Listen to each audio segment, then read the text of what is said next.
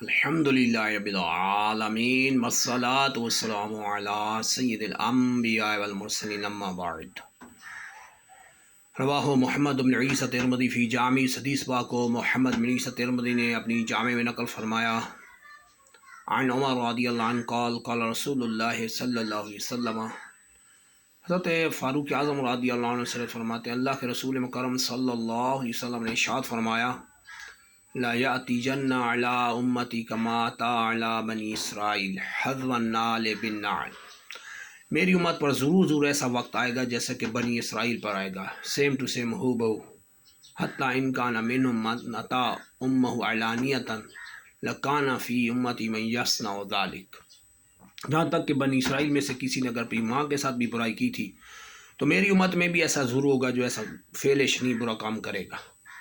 پھر سرکار صلی اللہ علیہ وسلم نے ارشاد فرمایا وَإِنَّ بَنِي إِسْرَائِيلَ تَفَرَّقَتْ عَلَىٰ اثْنَتَيْنِ وَسَبْعِينَ مِلَّةً، بنی اسرائیل 72 فرقوں میں بٹ گئے تھے، وَإِنَّ أُمَّتِي وَتَفْتَرِقُ أُمَّتِي عَلَىٰ 73 مِلَّةٍ، میری امت 73 فرقوں میں بٹ جائے گی، کلم فی النار، سارے جہنم میں، الا ملۃ واحدہ، مگر ایک جماعت حق پہ رہے گی۔ ورواہ ابو داؤد، امام ابو داؤد نے جو حدیث میں نقل فرمایا اس کے الفاظ یہ ویجل جماع، اور یہ جماعت ہے۔ قالوا من ہے یا رسول اللہ، صحابہ نے پوچھا یہ کون ہے؟ تو فرمایا مان علیہ وصحابی، یہ اسی ملت اور دین پہ ہوں گے، انہی عقائد پہ ہوں گے جس پر میں اور میرے صحابہ ہیں۔ آج فرقہ واریت کا زور ہے، یہ جتنے بھی فرقے ہمارے شہر میں جنم رہے ہیں یا باہر کسی جگہ پہ جنم لے رہے ہیں، یہ فرقوں کی اگر آپ تاریخ اٹھا کے دیکھ لیں تو جتنے فرقے 20 سال میں، 10 سال پہلے، 20 سال پہلے یا 40 سال پہلے وجود میں آئے ہیں یا 200 سال پہلے وجود میں آئے، پیچھے ان کا نام و نشان بھی نہیں تھا۔ 12ویں صدی میں محمد بن عبد الوہاب نجدی پیدا ہوا، اس نے وہابیزم کو رواج دیا، اس دنیا میں پہلا وہ شخص تھا جس نے امت کو مشرک کہا، اور اسی کی اس فتنہ پردازیاں جو بخاری شریف کے حدیث میں پوری نشانیوں کے ساتھ بیان کی گئی محمد بن عبد الوہاب نجدی کے بارے میں، کہ سرکار صلی اللہ علیہ وسلم نے ملک یمن اور شام کے لیے دعا فرمائی اللہم بارکنا فی یمننا اللہم بارکنا فی شامنا، اللہ ہمارے ملک یمن میں برکت دے، سرکار نے دعا فرمائی، لیکن نجد کے لیے دعا نہ فرمائی۔ تو جب نجد کے لیے دعا نہ فرمائی تو پوچھا گیا کیوں؟ تو سرکار صلی اللہ علیہ وسلم فرمایا یہاں شیطان سے سینگ نکلے گی۔ یہی سینگ 12ویں صدی میں محمد بن عبد الوہاب نجدی جو وہابیزم کا سرخیل ہے، اسی نے وہابیزم کو دنیا میں پروان چڑھا، جو دنیا کا سب سے بڑا فتنہ ہے۔ اسی وہابیزم سے، وہابیت سے 5 فرقے اور نکل گئے جنہیں غیر مقلدین تازہ ترین ہیں، جن کو لوگ اہل حدیث کہتے ہیں۔ اس طرح جماعت اسلامی، مودودی گروپ، دیوبندی، وہابی، تبلیغی، یہ جتنے بھی ہیں یہ سارے فرقے یہ 12ویں صدی کی پیداوار ہیں بھائی۔ اس سے پہلے تو ان کا تاریخ اٹھا لے کہ وجود بھی نہیں تھا۔ الحمدللہ اہل سنت ہوئی ہیں جو حج الجماع، ہم صاحب کو اہل سنت والجماعت کہتے ہیں، اور ابو داؤد شریف کے حدیث میں جماعت کے الفاظ ہیں کہ یہ جماعت ہوگی جو حق پہ قائم رہے گی، اور حدیث صحیحہ میں سرکار صلی اللہ علیہ وسلم فرماتے ہیں اتبعوا السواد الاعظم، سب سے بڑے گروہ کی پیروی کرو۔ دنیا اسلام میں الحمدللہ سب سے بڑا گروہ اہل سنت والجماعت کا ہے۔ الحمدللہ ان کے عقائد ہوئی ہیں جو قرآن و حدیث نے آج سے 1400 سال پہلے بیان فرمائے، اور وہ الحمدللہ ہم پر منقول ہو کے ہم تک پہنچے ہیں۔ یہ جتنے بھی فرقے پیدا ہو رہے ہیں ان کی تاریخ اٹھا کے دیکھ لیں، آج کوئی اگر بد مذہب بنتا ہے، کوئی نیا مذہب اختیار کرتا ہے، نیا عقیدہ ایجاد کرتا ہے، اس کی تاریخ زیادہ سے زیادہ 10 سال، 20 سال، 15 سال یا 200 سال سے زیادہ نہیں ہے۔ پیچھے وہ سارے الحمدللہ اہل سنت آ رہے تھے، الحمدللہ قیامت تک رہیں گے۔ یہ جو فرقے پیدا ہو رہے ہیں، ہماری نوجوان نسل آنکھیں بند کر کے خود مجتہد بن کے ان کے پیچھے بھاگتی ہے، تو ان سے بارے میں مؤدبانہ درخواست ہے کہ ایسوں کے پیچھے اس طرح نہ بھاگیں۔ آپ انہی سے پوچھ لیں کہ آپ 20 سال پہلے کون تھے، تو یہ کہیں گے ہم اہل سنت تھے، پھر آ کے ہم نے نیا مذہب اختیار کر لیا، جن کو آپ نے خود مسلمان اور موحد کہتے ہیں، ساری دنیا کو مشرک کہتے ہیں۔ پھر اس سے پیچھے اٹھا کے دیکھ لیں تو وہ کو کہے گا میرا باپ بھی الحمدللہ اہل سنت، بعد میں جا کے وہابی بنا یا بد مذہب، کوئی بھی بد مذہب فرقہ اختیار کیا۔ آج ہماری جو مسئلہ یہ ہے، پریشانی یہ ہے، عوام کے لیے یہ مسئلہ ہے کہ عوام خود اجتہاد کرنے لگ جاتی ہے۔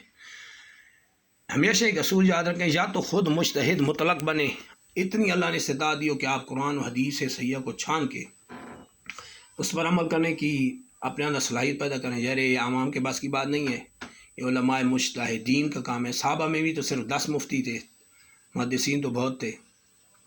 حدیث صحیحہ، ضعیفہ، حدیث صحیح، حسن لذاتی، حسن لغیری، یہ جتنی قسمیں ہیں، اور حدیث راجع اور مرجوع اور ناسخ و منسوخ کا پتہ عام آدمی کو کیسے چلے گا کہ اٹھا لے سیٹ اور ترجمہ کر کے خود رائے اختیار اپنی ہدایت اختیار کر لے؟ ایسا نہیں ہوگا، پھر گمراہی آئے گی. عام آدمی کو کسی شے کا پتہ نہیں چلے گا. اس کی ہزاروں مثالیں قرآن مجید میں موجود ہیں. تو اب یہ کس پہ عمل کرے گا؟ یہ مجتہد مطلق ہی بتائے گا، جو محدث بھی تھے اور حدیثوں کی کانٹ چھانٹ کر کے اس پر عمل کرانے والے تھے جو حدیث سرکار صلی اللہ علیہ وسلم کا ہمیشہ کا عمل رہا ہے. لہذا جو مذہب حق علمدار سنت ہے اس میں قائم دائم رہیں. قرآن میں اس کی بھی بہت سی بے شمار مثالیں موجود ہیں. خلاق عالم جل شانہ نے طلاق یافتہ عورتوں کی عدت بیان کی. ارشاد فرمایا والمطلقات یتربصن بانفسہن ثلاثۃ قروء. جن عورتوں کو طلاق دی گئی وہ 3 قر تک ٹھہری ہیں. اب قر کیا ہے؟ اب قر کی وضاحت کیا ہے؟ عام آدمی کیا سمجھے گا کہ قروء سے کیا مراد ہے؟ اس سے 3 حیض بھی مراد ہیں یا 3 طہر مراد ہیں؟ دونوں طرف حدیث ہیں تو کیا مراد لے گا؟ تو اس میں دیکھا جائے گا کہ راجح اور جو جس کو حدیثوں کو ترجیح دی گئی ہے وہ کون سی ہیں. تو اس میں 3 حیض ہی مراد ہیں، لہذا 3 حیض پہ عمل ہوگا. تو یہ ان کی عدت ہوگی. لہذا عام آدمی کیسے اس کی کانٹ چھانٹ کرے گا؟ ناسخ منسوخ علم الف با کا پتہ نہیں ہوتا لوگوں کو. حال یہ ہے قرآن میں اللہ نے اس کو بھی بیان کیا، ما ننسخ من آیت او ننسها نات بخیر منها او مثلا. اللہ فرماتا ہے جو بھی ہم آیت منسوخ کرتے ہیں یا اس کی جگہ اور حکم لاتے ہیں یا وہ ہم بلا دیتے ہیں اس سے اچھا حکم لے آتے ہیں یا اسی کو قائم رکھتے ہیں. ناسخ منسوخ قرآن سے ہے، نسخ قطعی شرعیہ ہے. ناسخ منسوخ کا انکار کرنا دار اسلام سے نکل جائے گا، کیونکہ قرآن نے ناسخ منسوخ کو بیان فرمایا. اب بہت سی قرآن کی آیتیں جو منسوخ الحکم ہے، منسوخ التلاوت بھی ہیں. بعض عام آدمی کو کیا پتہ ہے اس کا کیا حکم ہے؟ لہٰذا یہ جو ایرے گہرے اٹھ کے آپ کو دعوت دے رہے ہوتے ہیں، آؤ جی آپ ادھر آ کے دیکھیں تو صحیح، یہ اصل دین تو یہ ہے. یہ جو اہل سنت ہے نعوذ باللہ کو کسی شے کا پتہ نہیں، یہ آپ کو لوگ گمراہی کی طرف دھکیل رہے ہوتے ہیں. یاد رکھیں، کسی کو مسئلہ ہو عقائد کے بارے میں، عملیات کے بارے میں، اعمال کے بارے میں، الحمدللہ ہم سے رابطہ کرے براہ راست. ہم قرآن و حدیث سے یہ کہ الحمدللہ ہم بار لگا دیں گے. لہذا یہ جو جہل ممبروں پہ ہم نے بٹھا رکھے ہیں نا، یہ ہمارا ہی قصور ہے. ایک عام حافظ جس کو کسی شے کا پتہ نہیں، اس کو ہم نے جمعے پہ بھی بٹھا دیا، ممبر پہ بھی بٹھا دیا. اب وہ جمعے کو کیا بیان کرے گا جس نے الف با نہیں پڑھا؟ یار وہ گمراہی پھیلائے گا نا. لوگ کیا سیکھنے جائیں گے اس کے لیے؟ لہٰذا ممبروں پہ، مساجد میں ممبروں پہ اہل علم بٹھائیں، مستند عالم کو بٹھائیں، سنی صحیح العقیدہ علماء پیدا کریں اور وہ وہاں پہ بٹھائیں. اگر ایرے گہرے کو اس طرح بٹھائے رکھا تو پھر گمراہی پیدا ہوگی. پھر ہماری سادہ لوگ عوام قرآن و حدیث کے نام پہ پھر کہیں اور نکل جائے گی. پھر لوگ ان کی تباہی و بربادی کا صحیح سامان کریں گے. لہذا کسی کو عقائد کے بارے میں پرابلم ہو، اعمال کے بارے میں پرابلم، الحمدللہ ہم سے براہ راست رابطہ کریں. ہم نے چینل اس لیے چلایا تاکہ گمراہی سے لوگ بچ جائیں. اور یہی بات ایک کنفیوژن دور کرتا جاؤں، یہ جو بریلوی کا لفظ استعمال کر کے سوشل میڈیا پہ جان کی خرافات ہمارے کھاتے میں ڈالی جاتی ہیں، اس کی ذرا میں تردید کرتا جاؤں. ہم نے کبھی کسی کو نہیں کہا کہ آپ مزاروں پہ جا کے سجدے کریں، مزاروں پہ جا کر پیروں کو خدا مان لیں، نعوذ باللہ. ہم نے کبھی کسی کو نہیں کہا کہ پیر کے سامنے جا کے سجدے کریں. اس طرح کی جو حرام کاریاں جتنے پیر کر رہے ہیں نا اور خرافات کر رہے ہیں، اس کے ذمہ دار یہ خود جیلی پیر اور ڈبے پیر ہیں. اس کا اہل سنت سے کوئی تعلق نہیں. بریلی اہل سنت سے ان کا کوئی تعلق نہیں. بریلی کوئی الگ مذہب اور فرقہ نہیں. یہ بھی کنفیوژن دور کرتے جائیں. اس نام کو بہت بدنام کیا گیا ہے بریلوی کے لفظ سے. بریلوی ایک فرقہ ہے، نعوذ باللہ. کوئی بریلی نیا فرقہ نہیں ہے. بریلی انڈیا کا ایک شہر ہے جہاں امام اہل سنت مجدد وقت محدث اعظم امام احمد رضا رضی اللہ عنہ جیسی عظیم ہستی پیدا ہوئی. چونکہ آپ کی ہستی عظیم مجدد وقت و محدث اعظم تھے، دین کی بڑی خدمات دی اہل سنت کو الحمدللہ زندہ فرمایا. اہل سنتوں کو زندہ فرمایا، بدعات کا خاتمہ فرمایا اور بد مذہبوں کا بھی بڑا سختی سے خاتمہ فرمایا. اس لیے بد مذہب اعلیٰ حضرت کا نام لیتے ہیں، ان کو تکلیف امام اہل سنت سے زیادہ پڑتی ہے، کیونکہ آپ نے الحمدللہ دین کی وہ خدمت کی جو کرنی چاہیے تھی. تو عقائد مسلمانوں کے عقائد کو بچایا، اسی لیے ہٹ انہی کو لوگ کرتے ہیں. اور بریلویت کا نام لے کے آپ کی ذات پہ کیچڑ ڈالنے کی کوشش کرتے ہیں. لہٰذا ہم اس بات کی وضاحت کرتے جائیں کہ بریلی الگ سے کوئی بریلوی مذہب فرقہ نہیں ہے، یہ انڈیا کا شہر ہے جہاں عظیم و شان محدث اور مجدد امام احمد رضا پیدا ہوئے۔ اس کو سمجھنا ہو تو اگزامپل کے طور پہ آپ کو دیتا ہوں، اب مکہ میں کوئی پیدا ہوا تو یہ سب منسوب ہے، مکے میں پیدا ہونے والے کو مکیون کہتے ہیں، مکی، مکہ میں رہنے والا۔ اب ہم مکی جو کوئی بندہ ہے، جیسے علامہ حجر عسقلانی ہیں یا ابن حجر مکی رحمۃ اللہ علیہ، تو ہم یہ کہیں گے یہ مکی کو فرقہ ہے۔ مدینہ میں پیدا ہونے والے جیسے مالک عالم مدینہ امام مالک رحمۃ اللہ علیہ، یا مدینہ شریف میں جتنے محدثین پیدا ہوئے، یا مدینہ میں کوئی اب رہتا ہے کوئی عالم، تو اس کو ہم یہ کہیں گے یہ مدنی ہے، انہوں نے الگ فرقہ بنا لی، یہ مدنی ہے جی، یہ مکی ہیں۔